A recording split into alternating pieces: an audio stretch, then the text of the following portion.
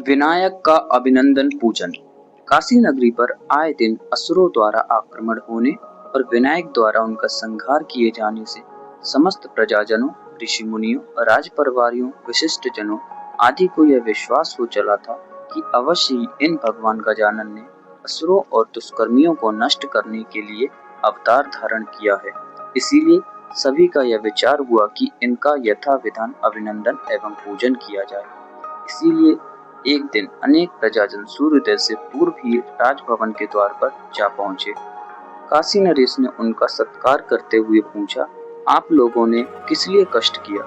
जो कार्य हो निसंकोच बताइए, क्योंकि प्रजा के कष्टों को सुनना और उन्हें दूर करने का प्रयत्न करना राजा का परम धर्म है। यदि कोई कष्ट ना हो तो भी जो मंतव्य हो उसे स्पष्ट कीजिए। प्रजाजनों ने विनम्र निवेदन किया, राजन, अत्यंत सौभाग्य का विषय है कि कुछ दिनों से भगवान गजानन यहाँ विराजमान है, जिससे काशी पर आने वाले समस्त संकट शीघ्र ही दूर हो जाते हैं। लगता है कि इनका आगमन काशी निवासियों की विपत्तियां दूर करने के लिए ही हुआ है।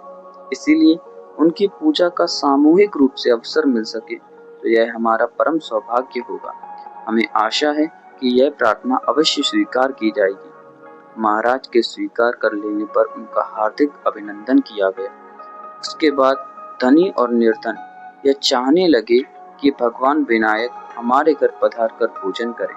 काशी में निवास करने वाले एक वेद शास्त्रों के ज्ञाता शुक्ल शर्मा नामक तपस्वी ब्राह्मण थे। उनकी पतिव्रता पत्नी का नाम विंदुमा था। यह ब्राह्मण अत्यंत निर्धन थे। जो कुछ देवेच्छा से स्वयं प्राप्त हो जाता उसी से जीवन यापन किया करते थे। शुक्ल शर्मा ने विनायक से आतिथ्य स्वीकार करने का आग्रह किया। भगवान किसी के ऐश्वर्य के भूखे नहीं, भावना के भूखे हैं। उन विंदुमा ने भिक्षा में प्राप्त रूखे सूखे समस्त अन्न को एक साथ पीसकर पका लिया तथा कुछ चावलों को पानी के साथ पकाकर पतला सा भात बना लिया था। उसे शंका थी, क्या भगवान विनायक उसका बिना स्वाद वाला भोजन स्वीकार करेंगे? इसीलिए वह बहुत चिंतातुर थी। विनायक देव पधारे। विंदुमा ने उठकर भावनात्मक ढंग से उनकी स्तुति की, किंतु लज्जा के कारण भोजन नहीं परोसा। भगवान से भला क्या छिपाता। उन्होंने स्वयं कहा, माता लाओ, तुमने जो कुछ बनाया है वह खाने को दो। माता के संबोधन ने विंदुमा को निहाल कर दिया। उसने पात्रों में रखी पिष्टी और पतले भात को सामने ला रखा। विनायक देव ने उन्हें बड़े स्वाद से खाया और बोले, वाह, क्या अद्भुत स्वाद है। इतना स्वादिष्ट भोजन तो मैंने आज तक नहीं किया।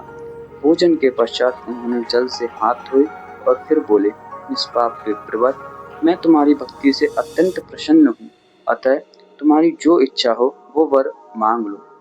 शुक्ल शर्मा ने कहा, प्रभु, आपने सभी लोगों के आग्रह को अस्वीकार कर मुझ रंग को दर्शन देकर कृपा की है। यह मेरा परम सौभाग्य है। हे नाथ, मैं आपकी अनन्य भक्ति मांगता हूँ, अतः कृपा कर मुझे वही दीजिए। ऐसा ही हो कहकर विनायक वहां से चल दिए। शुक्ल दंपत्ति ने उन्हें पहुंचाने के लिए बाहर तक साथ आने की चेष्टा की, किंतु वे उनकी तेज गति का साथ न दे सके। उन्हें लगा कि भगवान विनायक देव अंतर्ध्यान हो गए। उस दिन वे भगवान विनायक का ही स्मरण करते रहे। रात्रि में भूखे ही सो गए, किंतु जब प्रातःकाल उठे तो उनके आश्चर्य की सीमा न रही।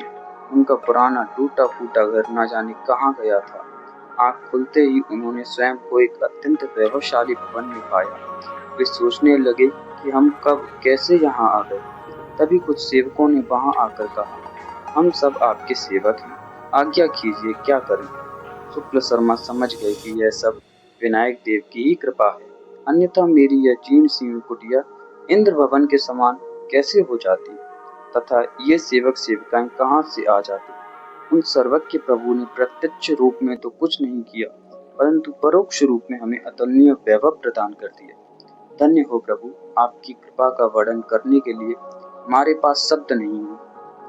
आपके चरणों में हमारा बारंबार नमस्कार। ऐसा कहते कहते शुक्ल दंपत्ति भाव विभोर हो गए और अपनी सुधि ना रही। ओम गणेशाय नमः।